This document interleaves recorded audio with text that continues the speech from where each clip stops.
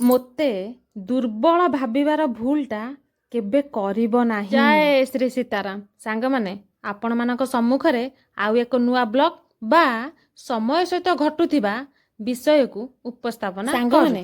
ମୁଁ ଗୋଟେ ଜିନିଷକୁ ବହୁତ ପସନ୍ଦ କରେ।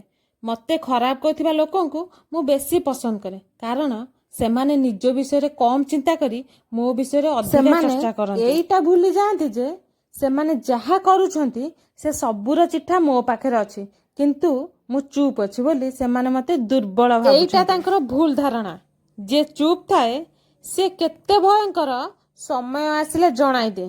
ସାଙ୍ଗମାନେ, ମୁଁ ସମୟକୁ କେବେ ଅପେକ୍ଷା କରେନି, ଜବାବଟା ସାଙ୍ଗେ ସାଙ୍ଗେ ଦେଇଦିଏ।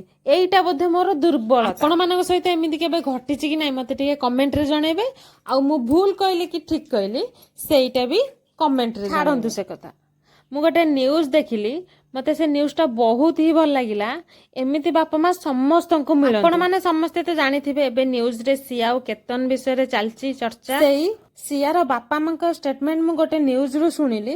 ସେମାନେ କହୁଛନ୍ତି ଯେ ଯଦି ଆମ ଝିଅ ଦୋଷୀ ସାବ୍ୟସ୍ତ ହୁଏ ତାହେଲେ ତାକୁ ଫାଶୀ ଦିଆଯାଉ। ବାପା ମାଙ୍କୁ ବହୁତ ଧନ୍ୟବାଦ ଓ ସମ୍ମାନ ଜଣେଇବି ଯିଏକି ନ୍ୟାୟର ସାଥ ଦେଇଛନ୍ତି, ନା କି ରାକ୍ଷସ ରୂପୀ ସିଆ। ସେଇ ବାପା ମା ଅନୁତାପ କରୁଥିବେ ଯେ ଆମେ କାହିଁକି ଏ ଛୁଆକୁ ଜନ୍ମ ଦେଲୁ ଯିଏକି ନିଜର ସ୍ୱାର୍ଥ ପାଇଁ ଗୋଟେ ମାର କୋଳ ଶୂନ୍ୟ କରିଦେଲା। ମୋ କହିବାରେ ଯଦି କିଛି ତ୍ରୁଟି ଥାଏ ତାହେଲେ ମୋତେ କ୍ଷମା କରିଦେବେ।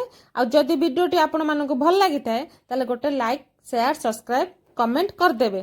ରହିଲି, ନମସ୍କାର, ଜୟ ଶ୍ରୀ ସୀତାରାମ।